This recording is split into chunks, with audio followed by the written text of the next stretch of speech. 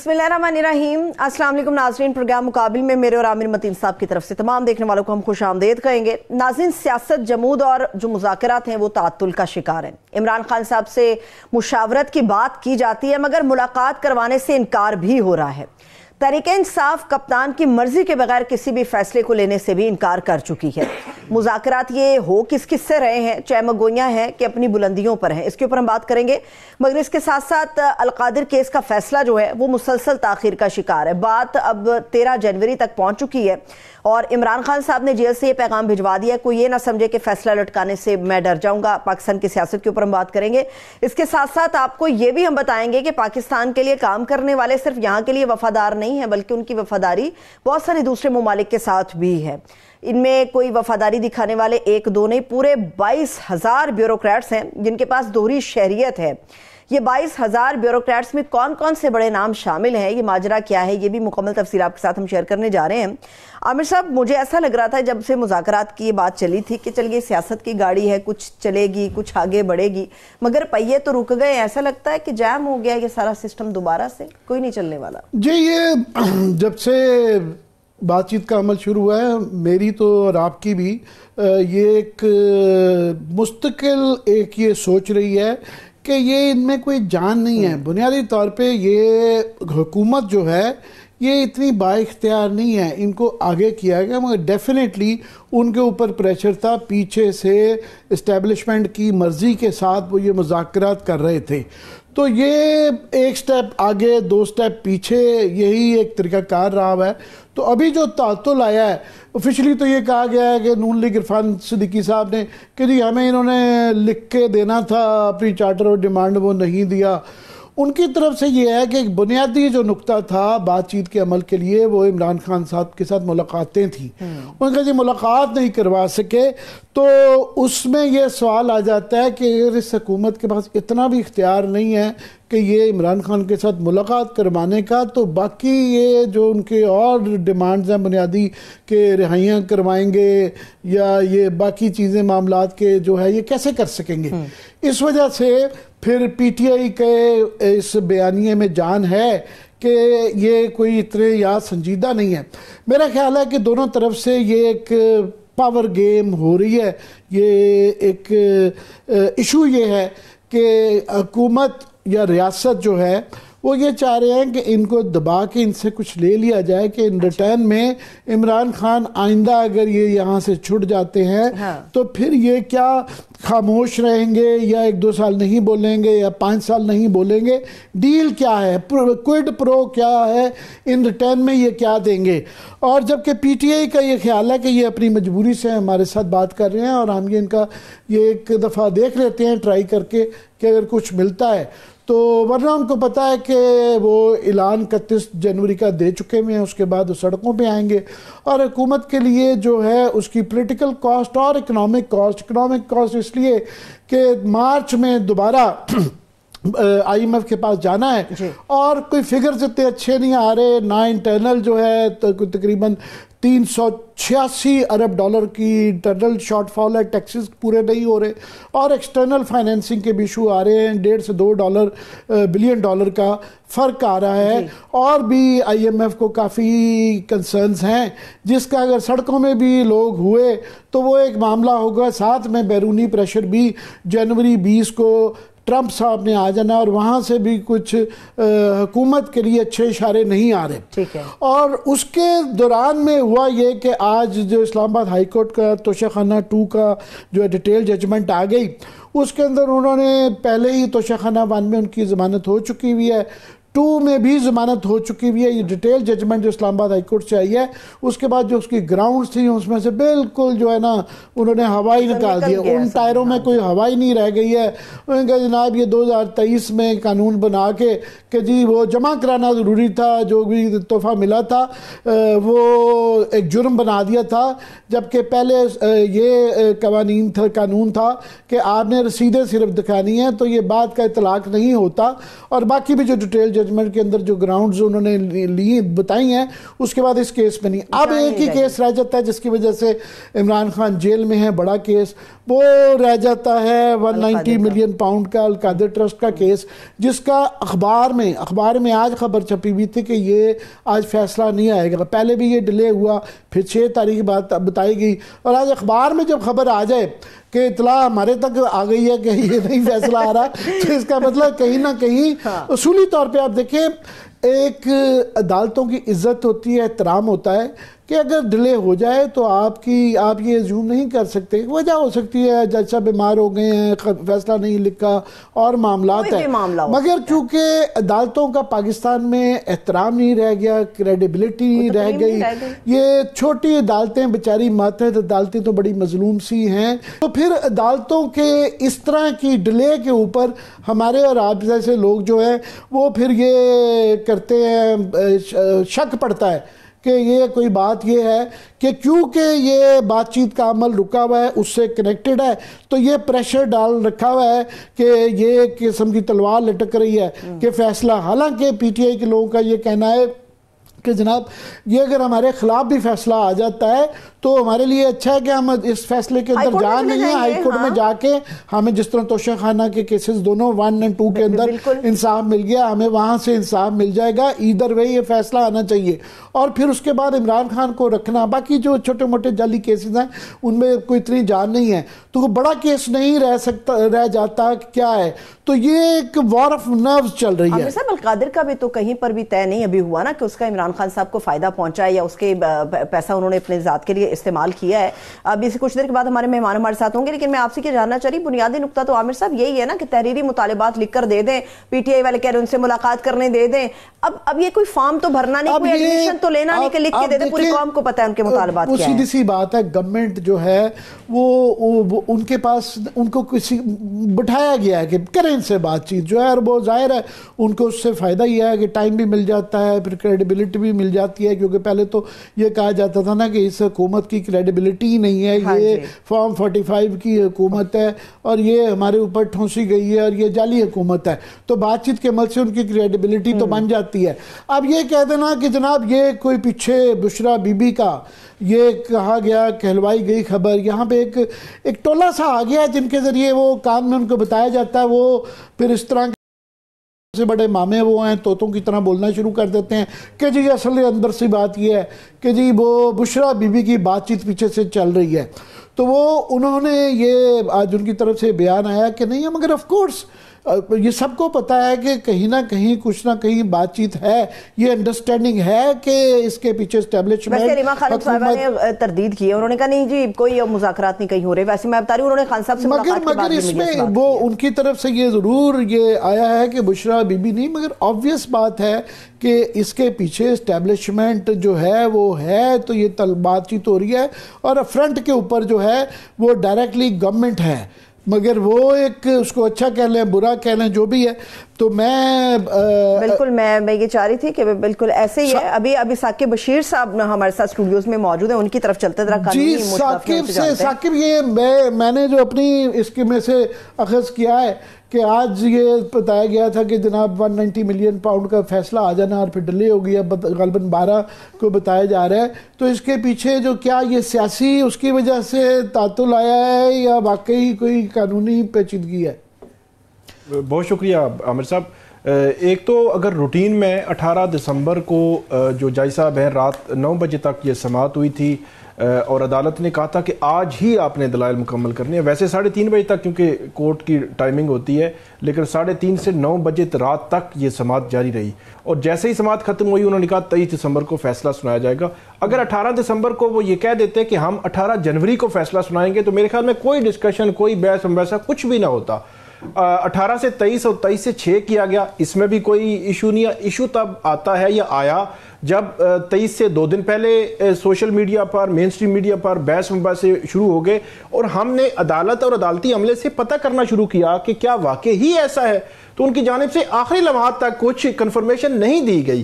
اور ہمیشہ سے یہ جو ججمنٹ اناؤنسمنٹ ہوتی ہے عدالتوں میں, ہائی کورٹس میں, سپریم کورٹ میں یا ٹرائل کورٹ میں, جج سے ڈائریکٹ تو رابطہ نہیں ہو سکتا, لیکن جج کے عملہ موسٹ ریلیونٹ ہوتا ہے. ہم ان سے بتاتے ہیں کہ یہ چیز چل رہی ہے, کیا آپ اس کی تردید کریں گے یا کنفرمیشن؟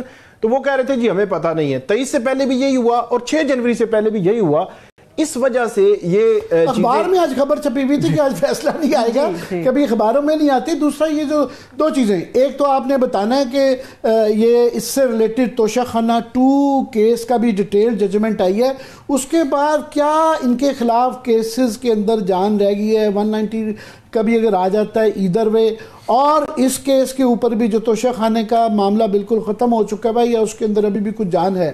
اس میں ابھی ٹرائل تو کورٹ چلا ہی رہی ہے, اگرچہ جو اسلام آباد ہائی کورٹ کی جو آبزرویشنز ہیں بہت سٹرونگ آئی ہیں. 2023 میں جو آفس میمورنڈم جاری کیا اس حکومت نے ایک کیس بنانے کے لیے کہ, اور اس کا ماضی سے اطلاق کر دیا. ماضی سے اطلاق کے حوالے سے اس حکومت نے جو مخصوص نشستوں کا فیصلہ تھا سپریم کورٹ کا, اس کو غیر مؤثر کے لیے قانون سازی کر کے ماضی سے اطلاق کر دیا. الیکشن ٹریبیونل کا معاملہ تھا, وہاں سے بھی ماضی سے اطلاق کر دیا.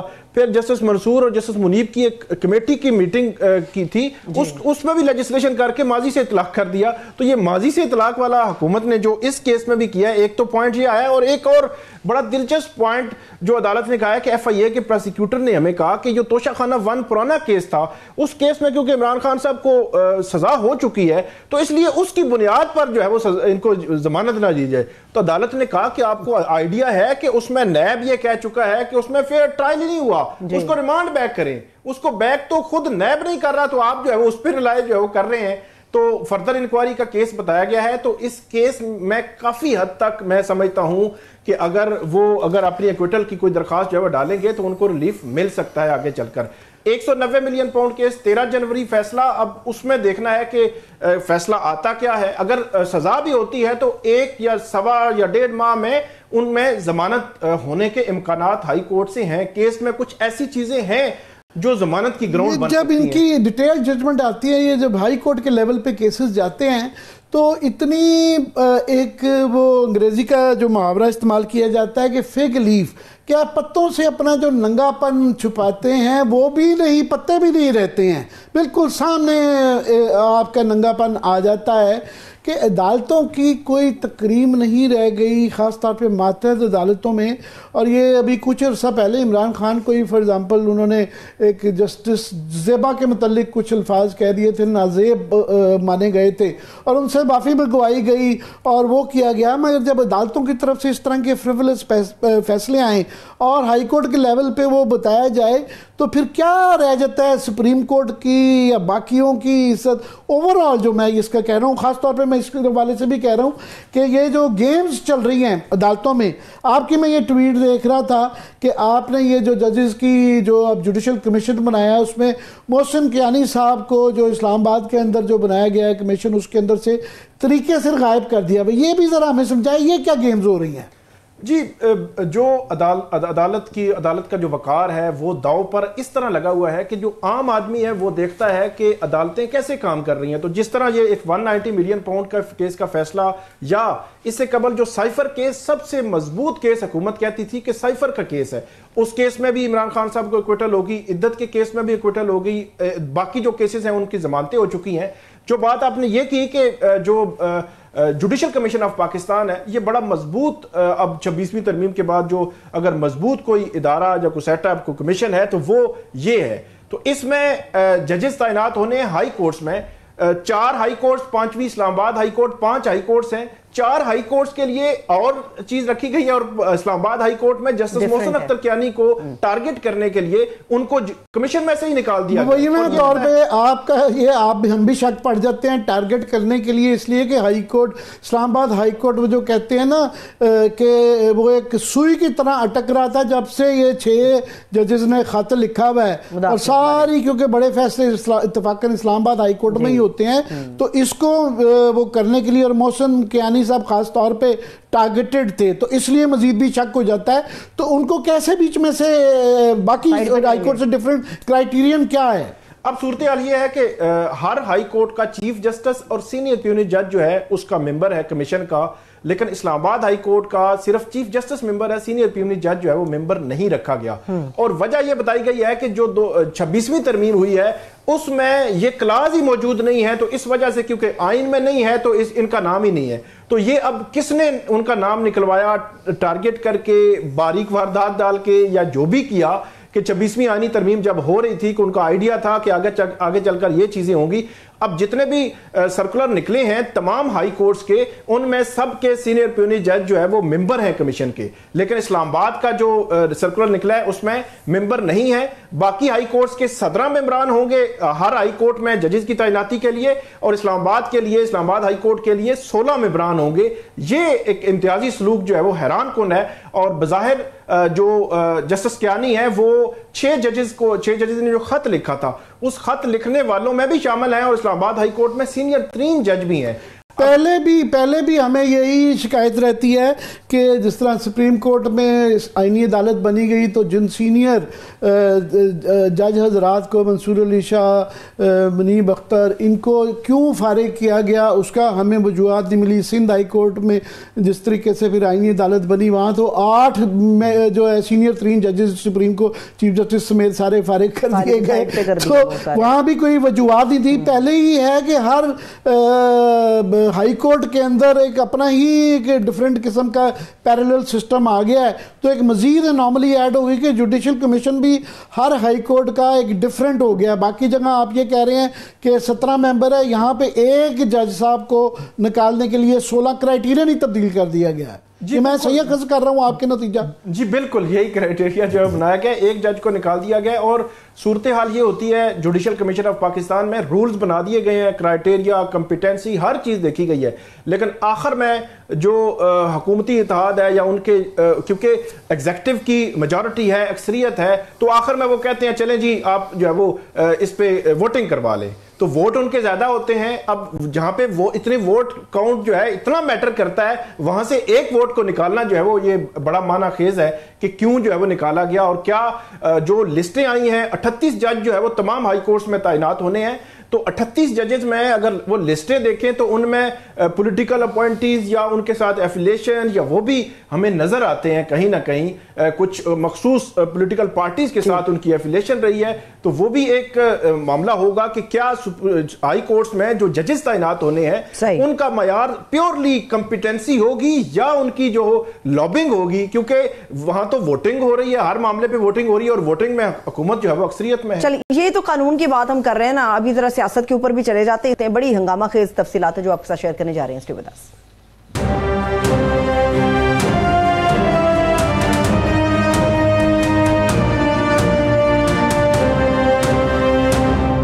بریک کے بعد ایک مرتبہ پھر سے خوش آمدید کہیں گے ہم تمام دیکھنے والوں کو. اس وقت تسنیم صحافی تجزیہ کار مظہر عباس صاحب بھی ہمارے ساتھ موجود ہے, سیاست کے معاملات پہ ان کی طرف چلتے ہیں. بہت شکریہ مظہر صاحب, تھینکس سو مچ آپ کی جوائن. جی مظہر, ویسے تو سیاست اور آئین قانون جو ہے نا وہ ایک ہی چیز کا نام بن گئے ہوئے ہیں, پر میں پہلے ضرور چاہوں گا کہ یہ جو 1 اسٹیپ فارورڈ 2 اسٹیپس بیکورڈ جو یہ بات چیت کا عمل چلتا ہے, یہ آپ کی کیا گٹ فیلنگ ہے, اس میں سے کوئی نتیجہ نکلے گا کہ نہیں نکلے گا؟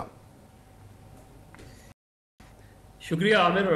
سروت, دیکھیے ابھی سروت کہہ رہی تھی کہ ہم نے عدلیہ پر بات کر لی, اب تھوڑی سیاست پر بات کریں. میرا خیال ہے عدلیہ پہ جو بات ہو رہی تھی وہی سیاست ہو رہی ہے. درست کہہ رہے ہیں. چونکہ ہماری پولیٹیسائزیشن آف جوڈیشری اتنی ڈیپ روٹڈ ہو گئی ہے کہ آنے والے وقت میں بھی مجھے یہ ریاست کا یہ ستون ہے یہ بھی گرتا ہوا نظر آ رہا ہے. ویسے کبھی بھی عدلیہ کا تاریخی طور پہ ہمارا ریکارڈ بہت اچھا نہیں رہا, لیکن اب جو ایک ججز کا جمعہ بازار لگا دیا گیا ہے اس کے بعد آپ یہ کیسے ایکسپیکٹ کر سکتے ہیں اب یہ جائیں گے دوسرے آئیں گے وہ اپنے پسند کے ججز لگائیں گے. تو میرا خیال ہے جو انصاف کا راستہ روکا گیا نا اس سے آپ کی ڈیموکریسی بھی شیٹرڈ ہو رہی ہے, پالیٹکس تو ہو ہی گئی ہے شیٹرڈ آپ کی.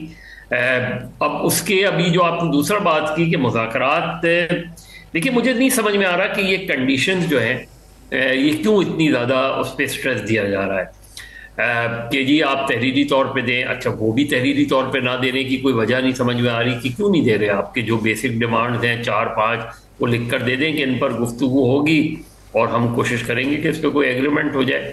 لیکن اگر فرض کریں وہ نہیں دے رہے یا کوئی وجوہات ہے تب بھی آپ مذاکرات تو جاری رکھے جا سکتے ہیں، اس لیے کہ الٹیمیٹ جو چیز کاؤنٹ کرتی ہے وہ یہ کرتی ہے کہ ایگریمنٹ ہوا کیا یا نہیں ہوا ایگریمنٹ، اور جب ایگریمنٹ ہوتا ہے تو دونوں فریق جو ہے اس پہ دستخط کرتے ہیں، اور باقی جو مذاکرات کے دوران گفتگو ہوتی ہے اس میں تلخی بھی آتی ہے، اوپر نیچ بھی اونچ نیچ بھی ہوتی ہے، اس میں کہیں کشیدگی بھی آتی ہے، کہیں آپ کیا کبھی کبھار واک آؤٹ ہو جاتا ہے، کبھی کبھار بوائک آؤٹ ہو جاتا ہے، یہ سارے ایک مذاکرات کا پروسیس کا حصہ ہوتی ہیں یہ ساری چیزیں۔ تو میرے نقطۂ نظر سے عامر کہ ابھی تو مجھے لگتا ہے کہ مذاکرات شروع ہی نہیں ہوئی، اس لیے کہ آپ ابھی مذہب بالکل ٹھیک کہہ رہے ہیں کہ مذاکرات پہ تو بحث ہو ہی نہیں رہی، بحث تو اس بات پہ ہو رہی ہے کہ مذاکرات اس لیے ہیں کہ عمران خان سے ملاقات ہو پائے گی کہ نہیں ہو پائے گی، تو یہ تو پری ملاقات جو ہے پری کنڈیشنز کے اوپر بات چیت چل رہی ہے۔ نہیں، میں وہی کہہ رہا ہوں کہ اب دیکھیں جیسے فرض کریں یہ عمران خان صاحب کے سے ملاقات کا مسئلہ ہے تو ہمیشہ یہی ہوتا ہے۔ اب یہ جو پی ٹی آئی خود کہہ رہی ہے، پی ٹی آئی والے کہ جی ہم ایسی جگہ پہ مذاکرات کرنا چاہتے ہیں جہاں بگنگ ڈیوائس نہ لگی ہوں، جہاں ایک کیمرے نہیں لگے ہوں، تو اس کا ایک طریقہ کار تو جو رہا ہے ماضی میں وہ یہ رہا ہے کہ اگر فرض کریں جو لیڈر جن پارٹی سے مذاکرات کرنا چاہتے ہیں وہ جیل میں ہیں تو آپ کرتے یہ ہیں کہ آپ ان کو کسی ایک گیسٹ ہاؤس یا ریسٹ ہاؤس میں شفٹ کر دیتے ہیں، وہاں ان کی پارٹی کے لوگ آ کے ان سے ملاقات کریں، ان سے گائیڈ لائن لیں اور جا کے پھر مذاکرات میں حصہ لیں اور پھر وہ کریں۔ باقی جو بگنگ ڈیوائسز وغیرہ وہ تو ہمیشہ رہی ہیں اور رہیں گی۔ اگر آپ یہ سمجھ رہے ہیں کہ کوئی بگنگ ڈیوائس نہیں لگے گی تو آپ کی غلط فہمی ہے۔ تو میرا خیال ہے پی ٹی آئی بھی، مجھے لگتا نہیں کہ پی ٹی آئی بھی بہت زیادہ انٹرسٹڈ نظر آتی ہے مذاکرات میں، اور گورنمنٹ ٹائم بائنگ کر رہی ہے، شاید پی ٹی آئی بھی کر رہی ہو، ان کے ذہن میں اگر کہیں نہ کہیں کسی کونے میں 20 جنوری لگا ہوا ہے تو وہ الگ بات ہے، لیکن ادروائز باضابطہ مذاکرات شروع ہونے میں ابھی بھی مجھے لگ رہا ہے کہ وقت لگ رہا ہے، اور گورنمنٹ کا تو انیشیٹو یہ ہونا چاہیے کہ پی ٹی آئی اگر تحریری طور پہ نہیں بھی دے رہی تو آپ مذاکرات شروع کریں، آپ ان سے پوچھیں کہ آپ کو کیا کیا آپ کی ڈیمانڈ ہیں، منٹس آف دا میٹنگ تو بنا ہی جاتے ہیں، بنانے چاہیے بھی ہیں، اور پھر دونوں فریقوں میں ڈسٹریبیوٹ بھی ہوتے ہیں۔ تو ابھی تو یہ لگ رہا ہے کہ جو 9 مئی کا واقعہ ہے، 26 نومبر کا واقعہ ہے، 8 فروری کا معاملہ ہے، یہی موٹی چیزیں، اور پلس عمران خان سمیت دیگر سیاسی قیدیوں کی رہائی کا معاملہ ہے، ان 4-5 کے علاوہ تو مذاکرات اور چیزوں پہ تو نہیں ہوں گے، وہ تو پھر بعد میں اگر ایگریمنٹ ہو جاتا ہے تب آپ اس ڈائلٹیز کو طے کرتے ہیں۔ مگر یہ تو آبویس بات تھی کہ پی ٹی آئی جو ہے اس لیے آمادہ ہوئی ہے کہ ان کو کہیں نہ کہیں سے کچھ یہ امید دلائی گئی تھی، جس کا وہ اشاروں میں ذکر بھی کرتے رہے ہیں کہ اس میں سے کچھ ان کو ملے گا، تو اس کے بعد پھر جو ہے آپ اور ہم بھی جو تنقید کرتے ہیں کہ یہ سڑکوں پہ آ جاتے ہیں تو پھر وہ شاید ہمارے لیے بھی کم ریزنز ہو جائیں گے۔ ایک دوسرا، اس مذاکرات میں پیپلز پارٹی بہرحال ابھی بھی جو ہے 17 سال سے سندھ کے اندر ہے، ایک نیشنل پارٹی رہی ہے جو کہ مگر اس سارے پروسیس میں وہ غائب ہیں، اور ان کی یہ حالت مجھے لگتا ہے کہ دفعہ ایم کیو ایم والی ہو گئی ہے کہ وہ بالکل جب یہ 26ویں ترمیم ہوتی ہے تو چھاتی ٹھوک کے وہ آگے بلاول ہوتے ہیں، بعد میں جب ان کی وہ پھر کچھ ان کو لفٹ نہیں ملتی تو ہر دوسرے تیسرے دن بیان آتا ہے کہ حکومت سے ہم بڑے نالاں ہیں، ہمیں پنجاب میں وزارتیں دیں یا یہاں پہ کوئی میریٹائم منسٹری میں دیں، ہمارے بیوروکریٹ ایڈجسٹ کروائیں۔ تو ڈیمانڈ جب پوری نہیں ہوتی تو کچھ نہ کچھ ایک آدھی پریس کانفرنس آتی ہے، ادروائز وہ ارریلیونٹ ہو کے رہ گئے ہیں۔ دیکھیں عامر، پیپلز پارٹی کا ایشو یہ ہے کہ پیپلز پارٹی ظاہر ہے اس سے گورنمنٹ کو چلنے دینا چاہتی ہے، اور اس کی بہت سی وجوہات ہیں، کچھ مجبوریاں بھی ہیں، لیکن 6 کینال والا جو ایشو ہے، واٹر والا ایشو جو پیپلز پارٹی کا ہے، تو پیپلز پارٹی کو بھی پتہ ہے کہ اس کا براہ راست تعلق خود وفاقی حکومت سے نہیں ہے، کچھ اور لوگوں سے ہے، اور یہ شاید مسلم لیگ نون نے اپنی مجبوریاں پیپلز پارٹی کو بتائی دی اور پیپلز پارٹی کو پتہ بھی ہے۔ اس لیول پہ کیا رسپانس آتا ہے، کیا ری ایکشن آتا ہے، لیکن 6 کینال کے ایشو میں سندھ کے اندر کافی بے چینی پائی جاتی ہے، اور یہاں قوم پرست جماعتیں بھی اپنا جو ہے ویٹیج یوز کر رہی ہیں, اپنا پریشر یوز کر رہی ہیں, اور ود ان دا پیپلز پر آپ پارٹی کا بھی. کیا خیال ہے کہ یہ جب فیسیلیٹیشن کونسل جب بنی ہے, ظاہر ہے اس کے اندر پیپلز پارٹی شامل تھی, اور ان کا کہنا ہے کہ جناب یہ ساری جو تھی جب یہ پلان رکھا گیا تھا تو پیپلز پارٹی آن بورڈ تھی, تو اب یہ ان کا اس طرح کا شور مچانے سے ان کا یہ آرگیومنٹ, یہ بیانیہ بن جاتا ہے مزاحمتی. 26ویں آئینی ترمیم بھی انہوں نے کروائی, اور جو قوانین یہاں پچھلے 2-2.5 سال میں متنازع قسم کے جو ہمارے لیے خاص طور پہ میڈیا کے لیے بھی رہے, ڈیجیٹل اتھارٹی فلانی اتھارٹی, اس میں پیپلز پارٹی شامل رہی, تو کیا یہ ڈرٹی لینن اس طرح آسانی سے صاف ہو جائے گی؟ دیکھیے, کیونکہ پیپلز پارٹی کو پتہ ہے کہ مسلم لیگ نون ان کی مجبوری ہے. مسلم لیگ نون کو پتہ ہے کہ پیپلز پارٹی ان کی مجبوری ہے, اور یہ پیپلز پارٹی کو بھی پتہ ہے. دونوں کی جو ایک پوائنٹ آف ایگریمنٹ ہے وہ تو پی ٹی آئی ہے, کہ ظاہر ہے پی ٹی آئی کی وجہ سے ان کے درمیان ایک ورنہ پیپلز پارٹی اور نون لیگ کی تو بڑی جو تاریخ رہی ہے وہ بڑی لو اینڈ ہیٹ والی تاریخ رہی ہے.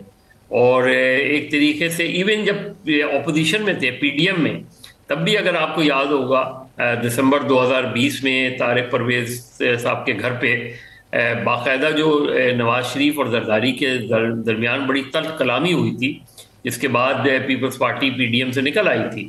تو پیپلز پارٹی اور نون کی تو ایک تلخ تاریخ ہے. پیپلز پارٹی اس اسٹیج پر ظاہر ہے اگلے 5-6 مہینے, کیونکہ انہیں یہ پتا ہے کہ ایک ڈیفیکلٹ پیریڈ ہے, انہیں پتا ہے شاید اگلا بجٹ بھی ذرا ٹف سا بجٹ ہوگا, آئی ایم ایف سے معاملات بھی اسی طریقے سے ہوں گے, تو ایک ڈسٹنس کے ساتھ انہوں نے کلیورلی جو پوزیشنز لی ہیں گورنمنٹ سے وہ کانسٹیٹیوشنل پوزیشنز ہیں. یعنی صدر مملکت جس کے ٹینیور مقرر ہیں, یعنی صدر مملکت کی پوزیشن, چاروں گورنر کی پوزیشن, اس طرح کی پوزیشنز انہوں نے لے کے, اور ساتھ میں انہوں نے پیپلز پارٹی نے میں نے مقابلہ ان کا ایم کیو ایم کا تھا, ان کا بھی یہی طریقہ کار ہوتا ہے کہ وہ بالکل اینٹی جو ہے اسٹیبلشمنٹ نہیں بننا چاہتے, ان کا ڈیل کا حصہ ہیں, مگر گاہے بگاہے ایک آدھی پریس کانفرنس کر دیتے ہیں کہ جی وہ جس سے اپنے ووٹ بینک کو وہ ون بیک کرنے کی کوشش کرتے ہیں. پیپلز پارٹی کا بھی وہی رویہ بن گیا ہے. عامر, نون لیگ کا زیادہ مسئلہ ہے کہ پیپلز پارٹی کو کیا تھریٹ ہے. پیپلز پارٹی کو ماں سے وائز کے کہ کوئی آپ ایکسٹرا کانسٹیٹیوشنلی پیپلز پارٹی کو اٹھا کے باہر پھینک دیں, گورنر راج لگا دیں, اس کے علاوہ تو پیپلز پارٹی کو آپ کل الیکشن کرا دیں تو رولر سندھ میں پیپلز پارٹی جائے گی, آپ آج سے 1.5 سال بعد الیکشن کرا دیں, اس لیے کہ پیپلز پارٹی کا دیہی سندھ میں کوئی چیلنجر نہیں ہے. جو دور دور تک کوئی چیلنجر نظر آتا ہے تو وہ جے یو آئی نظر آتی ہے, وہ بھی 3rd پوزیشن پہ, 2nd پوزیشن بھی نظر, اور 2nd پوزیشن پہ کوئی بھی نہیں ہے. تو اس لیے کہ کوئی سیاسی جماعت وہاں جا کے کام ہی نہیں کرتی. جب سیاسی جماعتیں وہاں جا کے کام نہیں کریں گی تو آپ کے پاس کوئی چیلنجر نہیں ہوگا, تو آپ اسی طریقے سے الیکشن جیتتے چلے جائیں گے. اس پہ شاید ہو سکتا ہے اپنے اگر وہ 10,000 ووٹ سے جیت رہے ہیں تو اس کو 30,000 کر دیں, 25,000 کر دیں, لیکن پیپلز پارٹی کا ابھی تک دیہی سندھ میں کوئی چیلنجر نہیں ہے. جو الیکشن دلچسپ ہوگا اور جو سیاست دلچسپ ہو رہی ہے وہ ہو رہی ہے کراچی حیدرآباد میں, جس کا لسانی رنگ بھی نظر آتا ہے, جس میں ظاہر ہے اس وقت جو ایم کیو ایم کا مسئلہ ہے, ایم کیو ایم کی اپنی مجبوریاں ہیں, ایم کیو ایم بالکل ہاتھ بندھے ہوئے ہیں اس کے, اور زبان پر جو ہے وہ ٹیکے لگے ہوئے ہیں. جو ٹیکے اس وقت ہٹائے جاتے ہیں جب کچھ بولنے کی اجازت ہوتی ہے. تو اس طرح کی تو ایم کیو ایم ہے. باقی رہ گئی P T I, Jamaat Islami اور پیپلز پارٹی.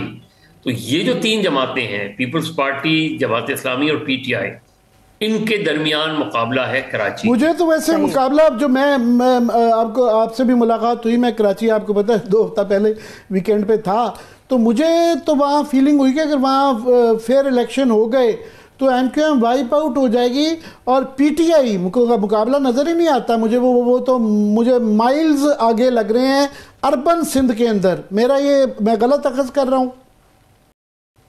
یہی تو عامر المیہ ہے کہ پی ٹی آئی اتنی بڑی جماعت ہو کے اس نے کراچی میں بھی تو ایم کیو ایم کے ساتھ جو ہوا ہے اس کا by default P T I کو فائدہ ہوا ہے, کیونکہ ایم کیو ایم کے 2018 کے بعد 2016 کے بعد آپ سمجھ لیں کہ 2018 میں ایم کیو ایم میں جو نشستیں جیت رہی تھی وہ اٹھا کے پی ٹی آئی کو دے دی گئیں, اور 2024 میں جب ایم کیو ایم کوئی نشست نہیں جیت رہی تھی تو اس کو 17 سیٹیں دے دی گئیں. لیکن پی ٹی آئی نے کراچی سے باہر سیاسی کام کیا کیا ہے؟ کوئی کام نہیں کیا انہوں نے. کیا ہے ان کی پارٹی؟ علیم عادل شیخ ہر وقت تو کراچی میں موجود ہوتے ہیں. وہ رولر سیل میں جا کے انہوں نے کیا کام کیا ہے؟ کسی بھی اور ماضی میں بھی اٹھا لیں، شاہ محمود قریشی، ان سب کو اٹھا لیں. کراچی کے اندر پی ٹی آئی کو ووٹر تو پی ٹی آئی کا بن گیا ہے، اور ووٹر آ کے انہیں ووٹ بھی دے دے گا. پارٹی نہیں ہے کراچی میں، یہ یاد رکھیں آپ. آپ کو آپ 4 نام بتا دیں کراچی میں پی ٹی آئی کے ایم این ایز جو کراچی کے نام کراچی سے منتخب ہوئے، اس میں تو سیاسی کام نہیں کر رہی کراچی کے اندر پی ٹی آئی بالکل. باقی ملک میں بھی جو ہے وہ گورنمنٹ کے فیلئر زیادہ ہے، وہ تو سروائیول کر رہے ہیں، ان کے لیے سروائیول ہی بڑا مشکل کام ہے. میں تھوڑا سا ثاقب سے ذرا یہ، کیونکہ عدلیہ کا جس طرح آپ نے کہا کہ پہلے میں اور اب میں فرق ہے، پہلے بھی کوئی ان کا ماضی ہمارا عدلیہ کا درخشاں نہیں رہا ہوا، مگر اب وہ انسٹرومنٹ بن گیا ہے پولیٹیکل مینوپولیشن کا، کہ جو بھی یہ جیری مینڈرنگ جسے کہتے ہیں وہ کی جاتی ہے، وہ انسٹرومنٹ کے طور پہ عدلیہ بن گیا ہے. ثاقب، یہ فیلنگ آپ کو، جس طرح ہمارا یہ امید تھی کہ فائز صاحب جائیں گے تو یہاں ایک بڑی بہتر ہوائیں آئیں گی، کہ نئے چیف جسٹس صاحب کے بعد وہ بالکل نہ صرف کہ ٹھنڈی ہوائیں تو دور کی بات ہے، وہ وہی والی صورتحال ہے. پہلے کم از کم پتہ تھا کہ فائز صاحب کر رہے ہیں، ابھی آگے سے بھی مجھے تو بدتر لگتا ہے. اصل میں جسٹس قاضی فائز عیسیٰ جو ہے جب گئے ہیں تو اپنے جانے سے پہلے، مطلب 25 اکتوبر سے پہلے ہی وہ پورا بندوبست بظاہر جو ہے وہ کر کے گئے، اور پوری فیسیلیٹیشن دی انہوں نے. مختلف کیسز ہم نے دیکھے، اور مختلف قسم کے کیسز جس طرح انہوں نے فکس کروائے گئے، جس طرح انہوں نے فیصلے دیے، اور جس طرح انہوں نے جو الیکشن پٹیشنز ان کے پاس آتی تھی تو وہ کچھ ایسی سیٹیں تھی جو انہوں نے پلیٹ پہ رکھ کے دی، مطلب جو 2/3 میجارٹی پوری کرنے میں بھی انہوں نے پورا وہ ساتھ دیا.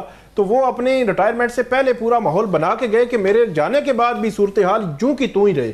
اور وہ ہم نے دیکھ رہے ہیں کہ دن بدن جو کنٹرول ہے جوڈیشری پر وہ بڑھتا جا رہا ہے. اور خاص طور پر جب جسٹس منصور علی شاہ صاحب کی ہم بات کرتے ہیں تو اتنے کمپیٹنٹ جو جج ہیں ان کو سائیڈ لائن کیا گیا. ان کو سائیڈ لائن کرنے کے بعد پوری جوڈیشری نیچے تک ایک پیغام گیا کہ کوئی جو ہے وہ اب ہلے گا نہیں، جو مطلب سسٹم چاہے گا اسی طرح جوڈیشری کو چلنا پڑے گا. اور اب آگے مزید ہم دیکھ رہے ہیں کہ سپریم کورٹ آف پاکستان میں اس وقت 17 ججز ہیں، 16 ججز ہیں، اور وہاں پہ 34 کی سٹرینتھ ہے. تو وہاں پہ بھی اب دیکھتے جائیں کہ جب جوڈیشل کمیشن آف پاکستان میں جو ایگزیکٹو کی حکومت کی میجورٹی ہے تو جہاں جہاں جب جو وہ چاہیں گے وہی ہوگا. آپ آئینی بینچز کی بات کریں، ہائی کورٹس میں وہ چاہیں گے، جس کو چاہیں گے وہ آئینی بینچ کا سربراہ بنے گا. سندھ ہائی کورٹ کی مثال سب سے امپورٹنٹ ہمارے سامنے ہے کہ 8 ججز کو، کہ سندھ ہائی کورٹ کا چیف جسٹس کہہ رہا ہے، چیف جسٹس پاکستان جو ہے مخالفت کر رہا ہے کہ 8 ججز کو آپ جو ہے وہ نظر انداز کر رہے ہیں، ٹاپ کے 8 ججز کو، اور 9ویں جج کو آپ جو آئینی بینچ کا سربراہ بنا رہے ہیں. کیا وجہ ہے؟ کوئی مطلب وجہ ہے ہی نہیں. ہے شکر ہے وہاں ایک جج صاحب نے نہ تو کی ہے، باقی تو یہاں جوڈیشری کے اندر سے کوئی کسی قسم کی ججز کے حوالے سے مزاحمت نہیں آتی. بات چیت سے کوئی سیاسی چلو حل نکل بھی آئے گا مظہر، مگر یہ جو ججز لگ جائیں گے اور جس طریقے سے لگائے جا رہے ہیں سپریم کورٹ میں بھی اور ہائی کورٹوں میں بھی، کلیئرلی نظر آ رہا ہے کہ جوڈیشل کمیشن جو ہے اس کے اندر ایگزیکٹو کا رول ہے. تو یہ تو 10-20 سال یہی جج رہیں گے، یہ معاملہ تو پھر ایسے ہی رہے گا. پولیٹیکل سلوشن آ بھی جائے گا تو جمہوریت کیسے پروان چڑھے گی؟ نہیں چڑھ سکتی پروان، کبھی بھی نہیں چڑھ سکتی. اگر جوڈیشری کا، اور ہمارے یہاں دیکھیں 2 ادارے ایسے ہیں جن کو اپنے آپ کو مین سٹریم پولیٹکس سے دور رکھنا چاہیے تھا. بدقسمتی سے انہیں اپنے اداروں کا جو رول ہمیں نظر آتا ہے وہ انتہائی پولیٹیسائز نظر آتا ہے. جب میں تو بہت سمپل سی بات کہتا ہوں، جب ججز جو ہے وہ پرائیویٹ پارٹیز میں جانا شروع کر دیں اور ان کا انٹریکشن لوگوں سے اس طریقے سے شروع ہو جائے تو پھر آپ سمجھ لیں کہ آپ کمپرومائز ہو گئے. اور جس طرح کی چیزیں سامنے آئیں، آپ یہ ابھی جو ثاقب بات کر رہے تھے 6 ججز کے خط کی، مجھے کوئی بتائے تو ان 6 ججز کے خط کا ہوا کیا، اس کا نتیجہ کیا نکلا ہے؟ کوئی انکوائری، کوئی کمیشن، کوئی جواب، کوئی جوڈیشل کمیشن میں اس چیز کو، کیونکہ اپنا جوڈیشل کونسل میں اس چیز کو ٹیک اپ کیا گیا، اس ٹیک اپ کے بعد کیا ہوا، اس کے نتائج کیا ہیں؟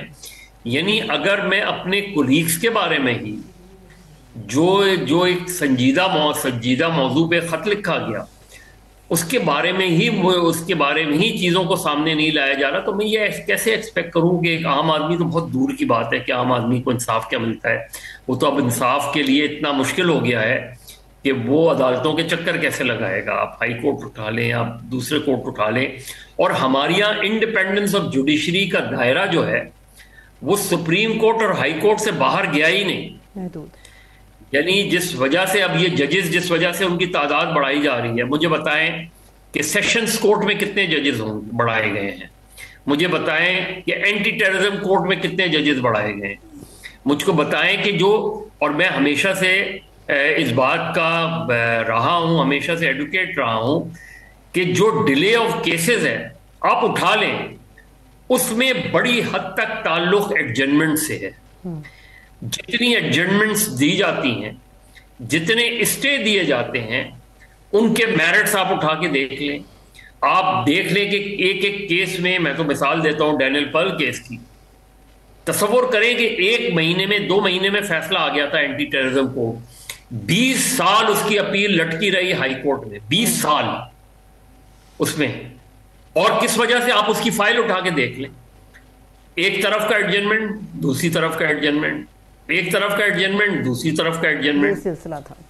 اب کیسز جو ہے، کیا اب زیادہ اگر کورٹ بنا دیں گے کہ اس میں ایڈجنمنٹ ختم ہو جائیں گے کیا؟ یہ آرگومنٹ جب آئینی عدالت کا دیا جا رہا تھا، بلاول ہر جگہ جا کے یہ کیس لڑ رہے تھے، تو آپ اور ہم، یہ بڑا وکلا کی طرف سے بھی آیا تھا کہ جناب یہ جو تعطل ہے وہ لوور جوڈیشری کی وجہ سے ہے. نہیں دیکھیے، جو سابق چیف جسٹس تھے آصف سعید کھوسا، ان کے بعض فیصلوں سے آپ اختلاف کر سکتے ہیں. 2 باتیں انہوں نے بہت اچھی کی ہیں میرے نقطۂ نظر سے. ایک تو ماڈل کورٹس کا تصور، اور دوسرے یہ کہ انہوں نے کہا کہ جی ادھر ایڈجنمنٹ جو ہے 2 سے زیادہ نہیں ہوں گی. یہ اصول کیوں نہیں طے کیا جاتا؟ کیوں 15 20 اب جب 15 20 30 ایڈجنمنٹس لی جائیں گی تو کہاں سے کیسز کی پینڈنسی ختم ہوگی؟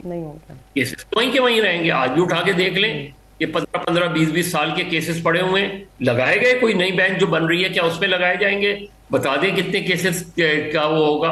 اور میں پھر کہتا ہوں کہ اصل پریشر لوور کورٹس پہ ہے، اصل مسئلہ لوور کورٹس پہ ہے. یہ بتایا گیا تھا کہ 80 سے 85% کیسز جو پینڈنسی ہے وہ لوور کورٹس کی ہے. وہاں کے ریفارمز کی کوئی نہیں آ رہی، مگر جہاں کیونکہ سیاسی کیسز ہیں ہائی کورٹ میں اور سپریم کورٹ میں، وہاں یہ سارے نئے ججز اور پہلے ہی ریٹائرڈ ججز نے ستیہ ناش کر دیے. جو ٹریبیونلز کے، جو الیکشن ٹریبیونلز کے کیسز ہیں وہ ریٹائرڈ کے، وہ بالکل پتہ چل رہا ہے کس خاندان کے یا کس پارٹی کے کس کے پاس جا رہے ہیں، وہ کلیئرلی آ رہا ہے. ثاقب، میں آپ سے کروں گا، بڑا اچھی یاد کرائی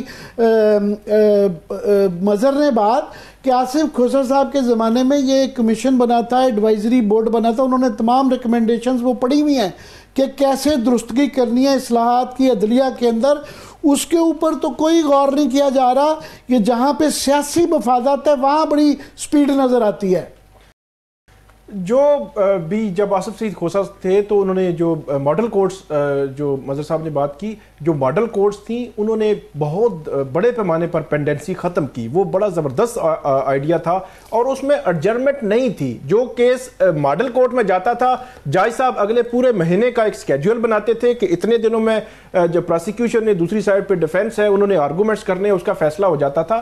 اسی طرح جو ایڈوائزری جو کمیشن تھا، بورڈ تھا، انہوں نے بہت زیادہ سجیشنز بھی دیں. لیکن یہ بھی ایک المیہ ہے کہ جو چیف جسٹس آتا ہے وہ اپنے ساتھ ہی سارا کچھ جو ہے وہ واپس لے جاتا ہے. نیا آنے والا پھر اپنی ساری پلاننگ، اپنے سارے معاملات جو ہے اس کو لے کر آگے چلتا ہے. تو جسٹس قاضی فائز عیسیٰ آئے، انہوں نے بھی، ان سے تو بہت زیادہ توقعات مختلف قسم کی تھیں، لیکن وہ تو ایک بالکل بھی مختلف جو وہ ظاہر ہوئے، جس کا سارا جو ہے وہ اثر اب جو ہے وہ عدلیہ پر آ رہا ہے. ایک بات کہ جو لوئر جوڈیشری ہے وہاں اس کے حوالے سے کوئی قانون سازی نہیں ہے.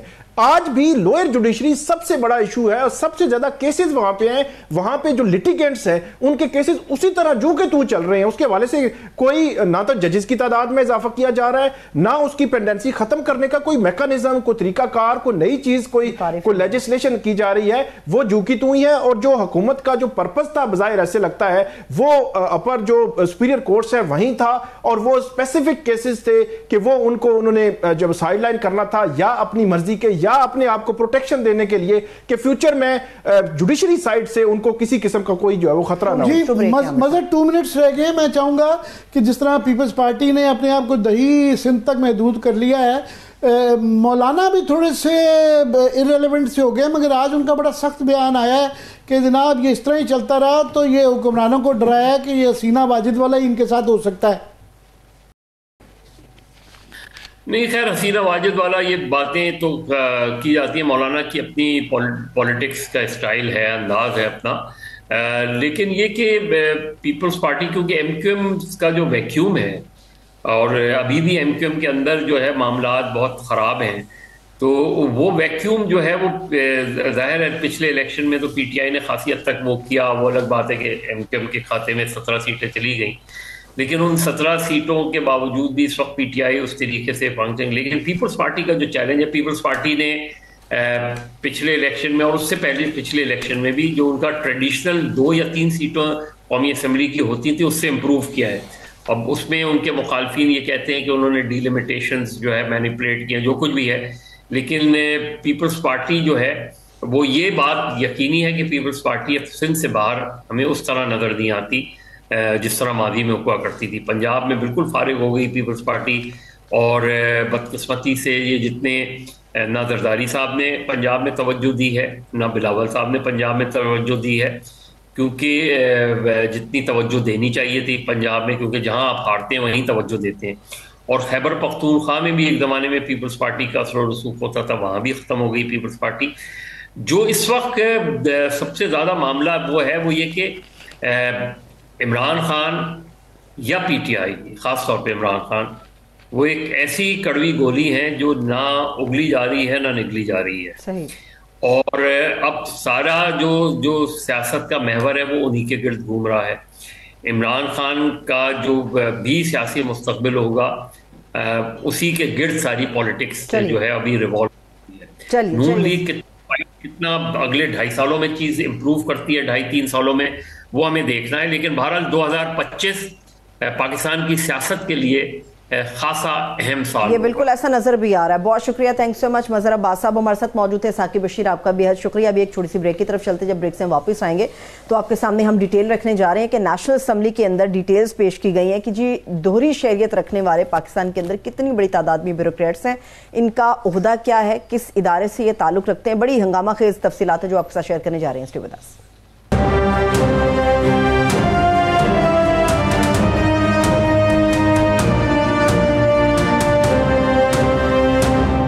بریک کے بعد ایک مرتبہ پھر سے خوش آمدید کہیں گے ہم تمام دیکھنے والوں کو. عامر صاحب, پہلے تو مجھے یاد ہے کہ کچھ سال پہلے تک ہم یہ فساد مچا رہتا تھا کہ جی کس سیاستدان کی دوہری شہریت نکل آئی, کس جج کی دوہری شہریت نکل آئی. اب تو ہمارے پاس 1-2 ہزار نہیں, پورے 22,000 لوگ اکٹھے ہو گئے جو اس ملک میں اس کے ساتھ بھی وفادار ہیں, اگلوں کے ساتھ بھی وفادار. جی یہ قومی اسمبلی میں قادر پٹیل صاحب نے یہ فگرز دیے ہیں قائمہ کمیٹی برائے داخلہ کے اندر, بڑے ہی خوفناک فگر ہیں. ان کے بقول 22,000 بیوروکریٹ ہیں جن کی ڈوئل نیشنلٹی ہے, یعنی ان کے پاس پاکستان کی شہریت بھی ہے اور ان کے پاس امریکہ, کینیڈا, یو کے, باہر دوسرے ملکوں کی بھی شہریت ہے. 2 شہریت انہوں نے رکھی ہوئی ہے. یہ بڑا خوفناک فگر ہے. یہ ماضی میں بڑی ساکن نثار کے دور میں ایک کیس ہوا تھا کہ اس وقت 400-500 فگرز بتائے جاتے تھے کہ سینئر بیوروکریٹ, تو انہوں نے 22,000 کا جو فگر دیا ہے قادر پٹیل صاحب نے, اور اس کے اندر انہوں نے کہا جی 99% جو فیڈرل سیکرٹری جو ہیں ان کی فیملیز کے ہمراہ ڈوئل نیشنل, 99% تقریباً 100% ہی ہو گیا کہ جو 22ویں گریڈ کے یا سیکرٹری ٹائپ سینئر پوزیشن میں بیٹھے ہیں وہ خود یا ان کے خاندان والے ان کے پاس ڈوئل نیشنلٹی ہے. اور اس کے ساتھ باقی جو ہے یہاں شور مچایا گیا ہے, نادرا سے ڈیٹا مانگا گیا ہے, اور یہ ہے. اب یاد رہے کہ یہ اس وقت بھی یہ ایشو بنا تھا کیونکہ یہاں پہ جو پارلیمنٹیرین ہیں ان کی جو رکنیت ہے وہ کینسل ہوتی رہی دوہری شہریت کے اوپر.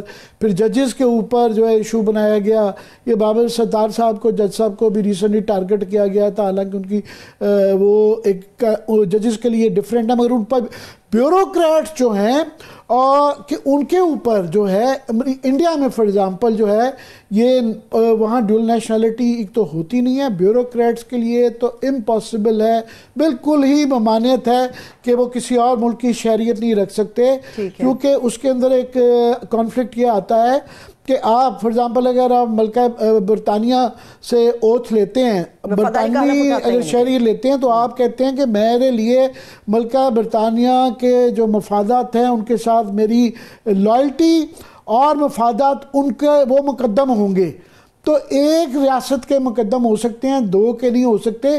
چلیں ہم نے یہ ڈیول نیشنلٹی رکھی ہوئی ہے، مگر آپ جب کہ آپ کے بیوروکریٹ اور یہ 22,000 کا فگر تو بہت ہی خوفناک ہے، اور یہ جو ہے یہ بہت ہی خوفناک ہے کہ اگر ہمارے سارے پالیسی ساز جو بیٹھے ہوئے ہیں، ایک تو یہ ہے کہ اس سے کرپشن کا عنصر آ جاتا ہے کہ جب ان کی فیملیز باہر رہ رہی ہیں، بچے باہر پڑھ رہے ہیں، تو یہ کیسے یہ شہریتیں لینے کے لیے بہت پیسہ ریکوائرڈ ہوتا ہے. دوسرا یہ ہے کہ فارن آفس والے باہر یہ پوسٹنگ ہوتی ہے، اس کے بعد یہ فیملیاں وہاں ایڈجسٹ کر لیتے ہیں، ان کے مفادات کدھر رہتے ہیں. تیسرا یہ ہے کہ یہ ڈالروں میں جو بچوں کو یا فیملیز کو سپانسر کر رہے ہیں، یہ کیسے یہ کر پاتے ہیں، کہاں سے پیسہ آ رہا ہے. تیسرا ان کی لائلٹی کدھر ہے. یہ جو پاکستان میں پالیسی کر رہے ہیں تو کیا یہ ہے، تو یہ جو فگرز آئے ہیں عامر صاحب، لیکن بتاتے ہیں 20-22 کے قریب ایسے ممالک ہیں جس کے لیے آپ کو سرنڈر نہیں کرنا پڑتا، یعنی اپنی نیشنلٹی کو چھوڑنا نہیں پڑتا یا ان کی چھوڑنی نہیں پڑتی. پاکستان کے کچھ اس طرح کے نہیں، وہ ڈیول نیشنلٹی کے آرگومنٹ ضرور ہیں کہ ہمیں کس چیزوں میں ہم نے یہ کامن ویلتھ کنٹریز کے اندر یہ رکھی ہوتی ہے، مگر پالیسی ساز جو وہ کروشل پوسٹنگ کے اوپر جو افسران بیٹھے ہوئے ہیں، ان کا ڈوئل نیشنل ہونا، دوسرے ملکوں کی شہریت رکھنا، وہ ایک سوال بڑا آ جاتا ہے. اور یہ بھی حال ہی میں ہمارے کلیگ ہیں آصف یاسین، انہوں نے اسٹوری ریسنٹلی میں دیکھ رہا تھا آرکائیوز میں سے، یہ 2024 کے مڈ میں یہ نیشنل اسمبلی نے یہ تفصیل دی تھی کہ خاص کیٹیگری میں 20 بیوروکریٹ کے انہوں نے نیشنلٹی کا اسٹیبلشمنٹ ڈویژن نے اعتراف کیا تھا. اور میں دیکھ رہا تھا جو نام تھے 22ویں اور 21ویں گریڈ میں، یہ بڑی کروشل پوسٹ پہ بیٹھے ہوئے ہیں کہ باقاعدہ نام دیے گئے تھے. اور اس کے اندر خاص طور پہ پولیس کے اندر، ایف آئی اے کے اندر سینئر پوسٹ پہ 21ویں گریڈ میں افسران، اور کئی 22ویں گریڈ کے اندر بھی افسران بیٹھے ہوئے ہیں جو کہ جن کے پاس کانفیڈینشیل انفارمیشن ہوتی ہے. سو ایسی پوسٹنگ پہ وہ بیٹھنا اور اس کی شہریت اگر امریکہ، کینیڈا یا یو کے سے بنتی ہے تو پھر یہ ایک نیشنل سیکورٹی کا ایشو بن جاتا ہے. اور اس میں جو تفصیلات یہ دی ہوئی تھی انہوں نے 20 سینئر بیوروکریٹس کی، اس میں جو تھے 10 جو تھے یو کے تھے، 6 کینیڈا سے تھے اور 4 یو ایس تھے، اور یہ 21ویں 22ویں گریڈ کے زیادہ تر تھے. فار ایگزامپل اس میں اب جو ہے سارا سعید صاحب ہیں، یہ اسپیشل سیکرٹری ہیں کامرس ڈویژن کی 22ویں گریڈ کے اندر، جو ہے پی ایس گروپ کے اندر، یہ ان کی یو کے کی نیشنلٹی ہے. پھر سائمہ علی ہیں، یہ پی این ڈی بورڈ کے اندر جو ہیں چیف آف سیکشن ہیں، یہ پلاننگ کی انچارج ہیں، 19ویں گریڈ میں ہیں مگر ان کے پاس یو کے کی نیشنلٹی ہے. پھر یہ ربیہ اورنگزیب ہیں، یہ اس وقت جو انٹیریئر ڈویژن میں تھی، یہ بھی سینئر پوزیشن میں، یہ کینیڈین نیشنلٹی ہے. پھر سمر احسان ہیں، ایڈیشنل سیکرٹری ہیں اکنامک افیئرز میں، 21ویں گریڈ میں تھیں جب، اب پتہ نہیں کہاں پوسٹنگ ہے، یہ اپریل کی 2024 کی تفصیلات ہیں. پھر اس طرح ہی جو ہے جوائنٹ سیکرٹری ہیں جو ہے محمد وساق صاحب، غلام مصطفیٰ جویو ہیں، پھر توہا احمد فاروقی ہیں، پھر جو ہے جان محمد صاحب ہیں، یہ ایڈیشنل سیکرٹری پتہ نہیں اب ہیں یا نہیں، ڈی جی تھے ایف آئی اے ہیڈ کوارٹر میں. اب یہ بڑی کروشل پوسٹنگ ہے، 21ویں گریڈ کے افسر ہیں اور ان کی یو کے کی نیشنلٹی ہے. اب یہ دیکھیں نا، انہوں نے یہ جو ایف آئی اے ہوتی ہے، انہوں نے یہ حال ہی میں کنٹرول کرنا ہوتی ہے امیگریشن کہ کیا اس کے اندر ہیومن ٹریفکنگ ہو رہی ہے نہیں ہو رہی ہے. جو ہر کوئی آتا ہے وہ ایف آئی اے والے بیٹھے ہوتے ہیں کیمرے کے اندر، وہ کہتے ہیں منہ ڈریں. تو جو بندہ کیمرے کے اندر باہر سے لوگوں کو امیگرینٹس کا منہ چیک کر رہا ہے، اس کا اپنا منہ ان کیمروں میں اگر ہے تو اس کی اپنی نیشنلٹی اگر 21ویں گریڈ کے اندر ہے، ایف آئی اے میں بیٹھے ہوئے ہیں اور ڈیل بھی امیگرینٹس کو کر رہے ہیں، تو پھر یہ ایک بڑا کوسچنیبل آ جاتا ہے. اس طرح ہی ایس ایس پی ہیں سی ٹی ڈی کے، اب کاؤنٹر ٹیررزم ہے، ندیم حسین صاحب ہیں، یہ پوسٹنگ ان کی پرانی ہے میرا پتہ نہیں کدھر ہے، مگر یہ پولیس میں رہے ہوئے ہیں، ان کی کینیڈین وہ ہے. پھر اس طرح برکات حسین کھوسا صاحب ہے، یہ بھی ڈی آئی جی رینک کے افسر ہیں, پھر عادل میمن صاحب SSP ہیں, پھر اس طرح ہی جو اور ایک لمبی لسٹ ہے جو کہ افسران کی جو کہ یہ کروشل پوسٹنگز پہ بیٹھے ہوئے ہیں. پھر سوال یہ آ جاتا ہے کہ پھر اگر بیوروکریٹس کو اجازت ہے, جو کہ یہ نیشنل اسمبلی میں یہی کوسچن اٹھایا گیا, تو پھر آپ کو پارلیمنٹیرینز پہ کیا اعتراض ہے, پھر ججز کے اوپر بھی کیا اعتراض ہے, یا پھر آپ ایک یہ ڈٹرمن کریں. اور اس کا بھی سکیل نہیں پتا.